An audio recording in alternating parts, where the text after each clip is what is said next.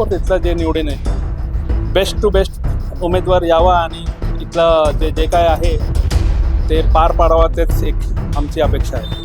आणि ड गटात ऑफकोर्स सेम उत्तर आहे. टरबूज. काय सांगाल एकंदरीत त्या प्रभागामध्ये हवा कोणाची दिसते? ते तर आता सांगता येणार नाही, कारण की खूप जवळचे लोक आहे सगळं. पण जे मेन प्रॉब्लेम आहे ते आहे आपला पाणीचा प्रॉब्लेम आहे. ड्रेनेज ऑफकोर्स त्याच्यावर वर्कआउट करावं लागेल. मेन म्हणजे ट्रॅफिक आहे. इथला रोड आहे खूप छोटा, त्याच्यावर म्हणजे आम्ही तर ऑफिस जाणारे लोक आहे, तर बेसिकली त्याला खूप प्रॉब्लेम येतो आहे ट्रॅफिकमध्ये. त्याला मेन म्हणजे ते बघण्याचं गरजेचं आहे. हे सगळे प्रॉब्लेम आहेत, पण सॉल्व्ह कोण करेल? ऑफकोर्स इथलं जे निवडून आहे कोणाला निवडून द्यायचं? ते तर आता बघू, म्हणजे बेस्ट टू बेस्ट जे प्रचार आम्ही ऐकतोय ते आता ऐकूनच आम्ही बघू.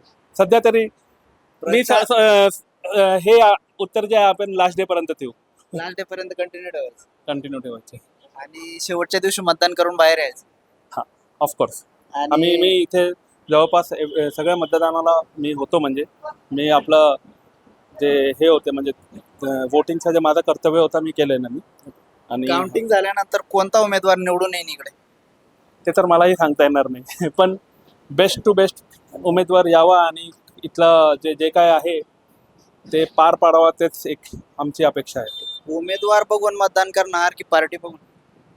त्याच्याही काही हे नाही आहे, म्हणजे माझ्याकडे काही उत्तर नाही आहे की उमेदवार किंवा पार्टी.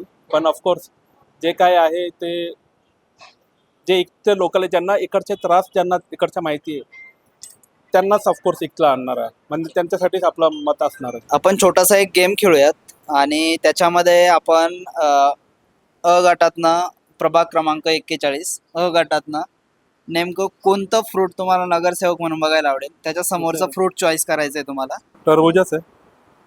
टरबूज आहे. अ गटातनं टरबूज आहे. ब गटातनं टरबूजच आहे.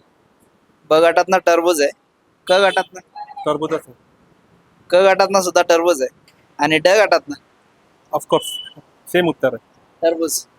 टरबूज कुणाचं हे कमेंट बॉक्समध्ये सांगा. गेस करा ॲक्च्युली, आणि कमेंट बॉक्समध्ये सांगा की हे टरबूज नेमकं कुणाचं असेल आणि ते किती मतांनी निवडून येईल.